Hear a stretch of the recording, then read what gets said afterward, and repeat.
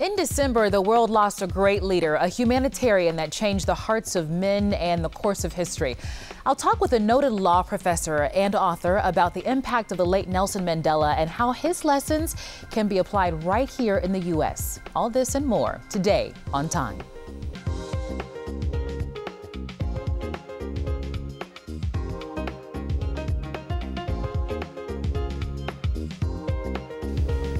I'm Gigi Barnett. Welcome to On Time. Well, on December 5th, 2013, the world mourned the passing of Nelson Mandela. This revered leader who endured 27 years in prison for fighting for freedom ended apartheid in the early 1990s in South Africa with the belief in reconciliation instead of retaliation.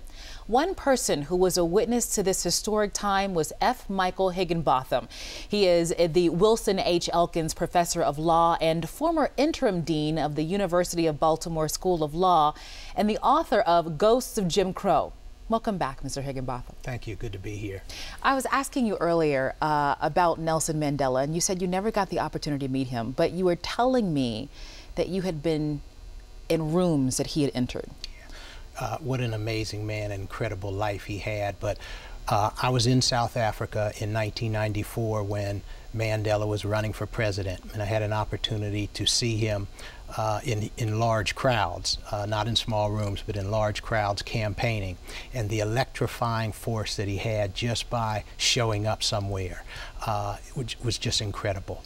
The sense of the possibilities, the sense of a better tomorrow just from his presence was amazing. In '94, you were telling me this was your third time that you had been to South Africa. You'd been there twice before. That's correct. I went in 1986 during the heart of apartheid, and for me that was just an incredible experience, something like being back in the Jim Crow South during the 40s and 50s.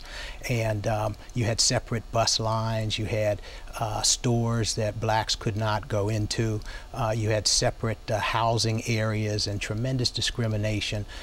Blacks had to carry identity cards with them at all times, so it was just an oppressive regime. I went back in 1989 when President de Klerk was first appointed, and he made a speech about changes, about a new South Africa, and the sense amongst blacks at that time was that perhaps something was drastically going to change. And then I had an opportunity to go back in '94 for the elections. Just an incredible thing to witness. You had blacks who had never voted in their lifetimes, people that were in their 80s and 90s waiting in line for 2 and 3 days. You know, in this country, when it's hard for us to get over 50% of the people to participate, they had over 75% of their population voting. Now, you know, if you talk to, I'm just going to, a few African Americans, and you say, would you like to go back and visit and see what the Jim Crow days were like? And I'll show you in South Africa. Some of them, I'd venture to say, might say no. I really don't want to see that. I'm in 2013 now. Why did you do it? Why did you study this and track this? Well, I think there were tremendous parallels between the fight to end Jim Crow in this country and race discrimination and what was going on in South Africa. I think there was tremendous identification on the part of black South Africans with the struggle of Americans in the United States. The African National Congress, the main opposition party to apartheid in South Africa, was started in 1909 by several individuals who had attended American universities, several blacks who had attended American universities. So their struggle's gone on a long time. A very long time, but tremendous parallels between the American struggle for black Americans and the struggle for black South Africans to end apartheid.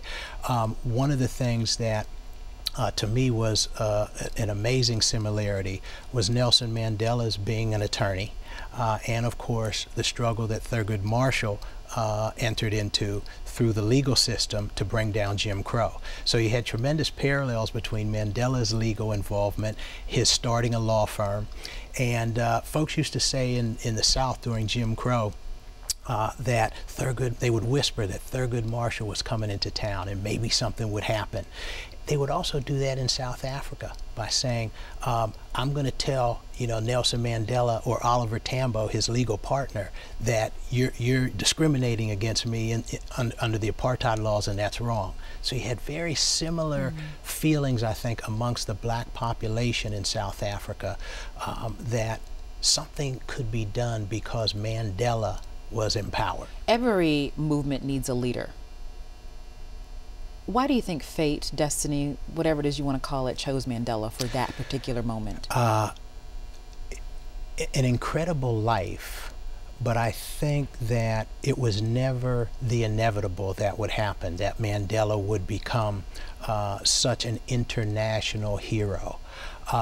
For me, I mean, here's a fellow who was born into a South Africa that was colonized by the British, was raised in a South Africa where the white settlers had created an apartheid system where blacks were denied the right to vote, were denied the right to own property, were separated out in housing and education, opposes that system, goes into jail, in prison for 27 years, and then comes out and becomes president.